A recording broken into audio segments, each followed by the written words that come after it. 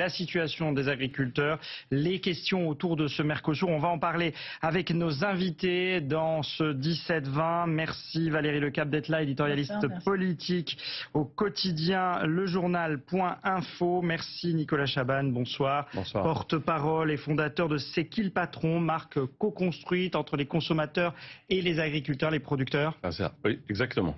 Voilà pour la précision. Et avec nous également Karine Duc, agricultrice, coprésidente de la coordination rurale 47. Bonsoir, merci à vous. Et Johan Barbe, président de la FNPL, Fédération nationale des producteurs de lait, porte-parole également de la FNSEA. Merci donc à tous de nous avoir rejoints. Nicolas Chaban, vous y croyez à ce que dit le président de la République? Vous l'avez entendu avec nous. En tant que consommateur, on partage l'avis des producteurs qui interviennent. On a vu des promesses il y a un an. C'est important pour nous, consommateurs, de comprendre ce qui se passe, parce que cette nourriture, à la fin, c'est celle qui finit dans nos assiettes et dans celle de nos enfants. Et c'est un peu dur même d'entendre dans la forme le président dire « Vous savez, j'ai toujours tenu mes promesses ». C'est quand même cette phrase qui devient délicate à entendre pour tous les producteurs. Il y a un an, on était à peu près au même stade. Il y a quelques, pas à la marge, mais il y a quelques données techniques qui ont été améliorées. Mais vous vous rendez compte que derrière le Mercosur, il y a une falaise vertigineuse qui s'appelle le revenu des producteurs. Donc c'est pas je gère la partie Mercosur avec le président argentin et tout s'arrange. Il faut absolument que le Mercosur soit oublié et finalement écarté. Mais il y a tous les autres soucis qui se posent aux producteurs, qui disparaissent, on va y venir, évidemment, en permanence, et qui ne peuvent pas, et qui ne survivront pas pour toute une partie à cet accord.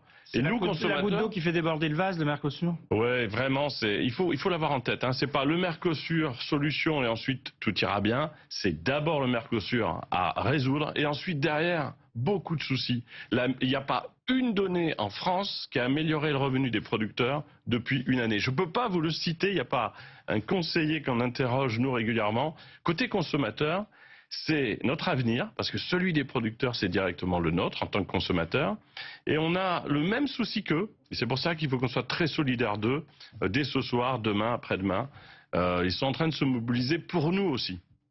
On va venir évidemment à la situation des agriculteurs, mais Nicolas Chaban, vous n'y croyez pas, vous non plus, au fait que les normes soient équivalentes entre ce qui se passe en Amérique du Sud et ce qui se passe en Europe aujourd'hui, malgré les dires de certains représentants des pays du Mercosur? Pour qu'elles soient équivalentes, il faut qu'à l'autre bout du monde, il y ait de la qualité, plus d'OGM, moins d'antibiotiques ou plus d'antibiotiques. Ça ne changera pas là-bas. Et nous, de grâce, ne changeons pas chez nous une nourriture produite qui est de grande qualité. Vous parliez effectivement des échanges. De l'extérieur, on peut se dire, finalement, c'est des échanges internationaux, on échange des voitures contre de l'agriculture. Vraiment, nous, consommateurs, on est au cœur de l'histoire avec les producteurs depuis 8 ans. On peut vous dire qu'on n'a pas le choix. On va faire une photographie très, très rapide de ce qu'est la situation en France. Vous aviez 1,5 million d'exploitations en 1970, il en reste 395 000. On en a perdu 100 000 en 10 ans. Il faut avoir ça en tête. 27 par jour.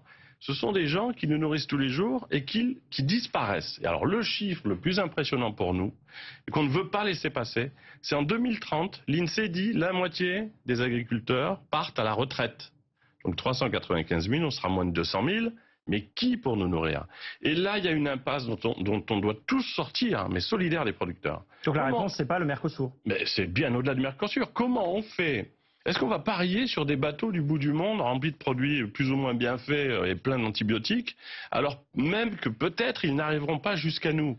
Non mais vraiment, on n'est pas dans de l'alarmisme de base. On est en train de dire à tout le monde, pour qu'on se nourrisse longtemps, il faut que ces gens-là, qu'on voit dans les tracteurs, qui sont quand même assez durs au mal, qui se peignent rarement, ils ne sont pas en train de demander 3 semaines de plus de congés comme d'autres le font tous les 9 mois, ils sont en train de dire simplement, on veut nourrir nos enfants, survivre. Et pour nous, consommateurs, c'est essentiel parce que la nourriture, quand on aura du mal à la trouver, pour finir, tous les autres problèmes deviendront beaucoup plus grands encore. Il n'y a pas un problème plus important que de nous nourrir. Solutionnons définitivement cet immense problème pour eux.